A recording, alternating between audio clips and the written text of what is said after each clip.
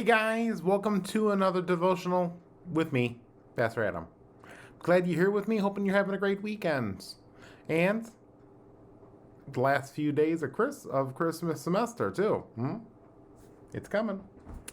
So today we're going to continue talking about living as God wants us. Today we're going to get into a little bit about the disciple Peter. But before we do that, let's have some fun by asking some would you rather. First question. If you had to choose one food to eat for a week, would it be Little Debbie Christmas tree cakes? Or Frosted Snowman sugar cookies? Question number 2. Would you rather have to travel in a winter blizzard or a tornado? Neither one's great. And finally, would you rather lick a metal pole in wintertime or have to go sit on Santa's lap with your pet as an adult? Pictures included. Which one? So today, our memory verse will be found from Hebrews chapter 12, verses 2. Where it says, looking unto Jesus, the author and finisher of our faith, who for the joy that sat before him endured the cross, despising the shame, and has sat down at the right hand of the throne of God. Hebrews 12:2. Take a minute, go through it. If you don't have a Bible to look into it or the Bible app, I would encourage you to download the app from the App Store or ask me for a Bible. We have plenty. Okay? Today, like I said, we were talking about Peter. But today's story is about Peter while in a storm. Peter was a fisherman. So he was somebody who made his living in the middle of storms and lakes and were normal to him.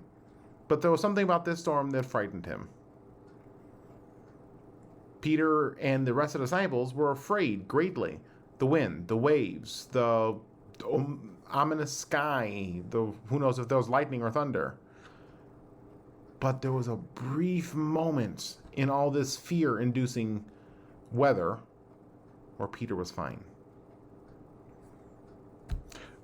So, but what frightens you? Is it storms? Heights?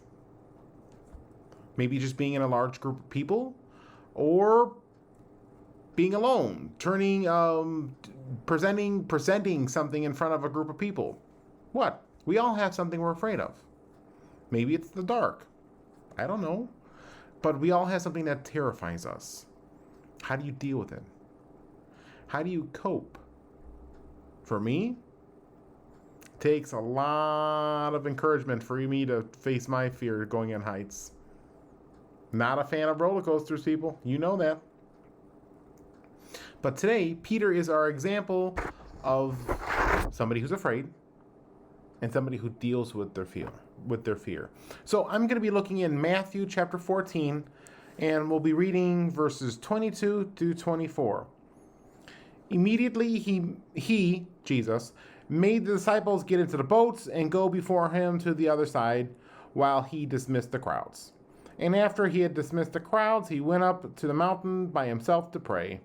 When evening came, he was there alone. But the boat, this time, was a long way from the lands, beaten by the waves, for the wind was against them. All right. So Jesus had just earlier done in the chapter 14 the miracle of the feeding of the 5,000 men. It was a long day of teaching, of being around people, and that's why it says immediately Jesus dismissed the people. Jesus dismissed disciples and the crowd. He sent his disciples to the other side of this lake. Jesus needed some quiet, alone time, some time with God, some time by himself. You know what? So do we. We need to have a daily time where we are spent with God in prayer, with our devotions. It's something that Jesus shows us, that no matter what's going on in life, how busy our life is, how stressful our life is, our time with God should be our number one priority. But evening came when Jesus was done praying. The boat is no longer there. They say this lake's around 3.5-ish miles wide. So the boat is 3 miles away. The obvious response is wait for them to come with another boat or walk around. Right? Wrong. Verse 25. And in the 4th watch of the night, he came to them walking on the sea. Walking on the sea.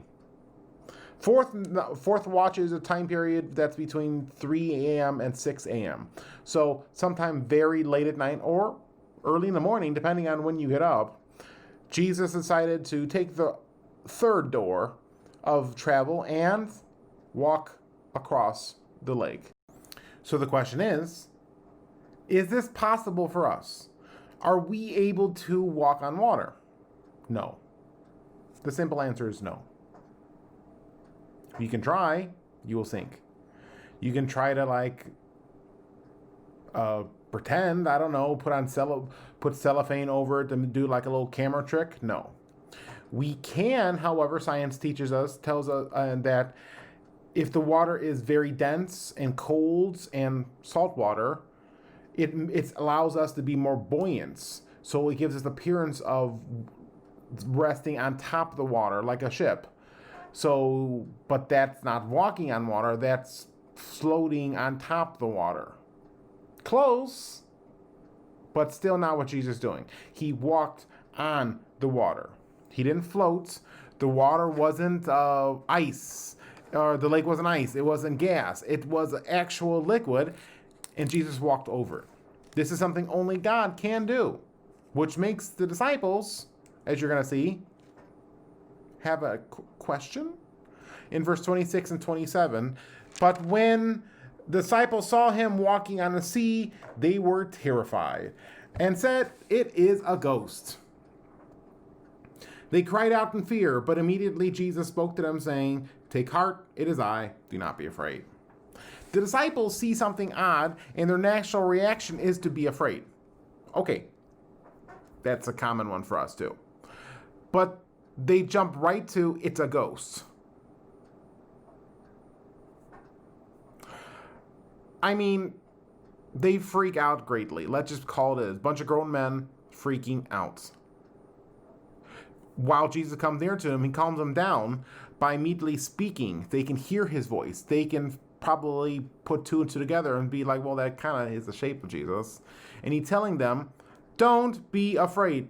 It's just me walking on water in the middle of a storm. Yeah. In verse 28 and 29, Peter needs proof.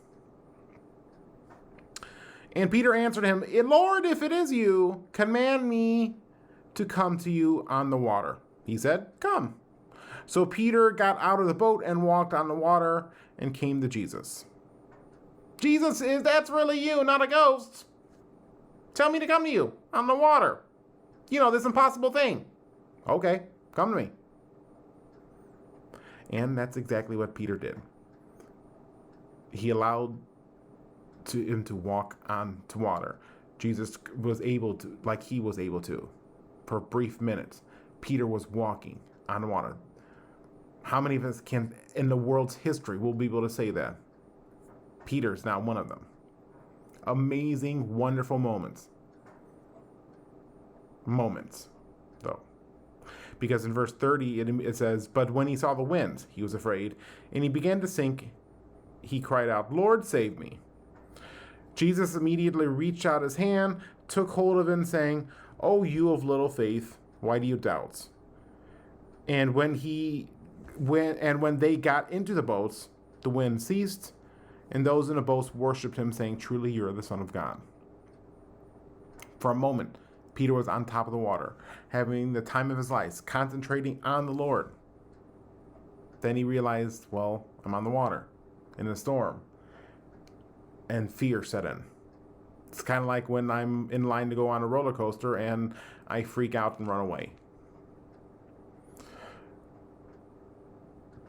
Only for Peter, he started to sink and got even more scared until Jesus had to calm him down by saying, "Oh, you little doubts." Why was Peter's faith so little?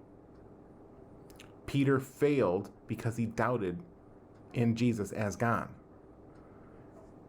And of course, once they got into the boats, the storm stopped, proving once again things that only God can do. And then they worshiped him because they had two great examples that Jesus is God. And even more so, we've gotten two wonderful lessons about our lives. Yes, the importance of having a quiet time of prayer, but also the importance of keeping our eyes on Jesus no matter what's happening in the world. Because Satan, the devil himself, will do his best to distract us in any way. And there are a lot of ways. He wants us to look away from Jesus like Peter did.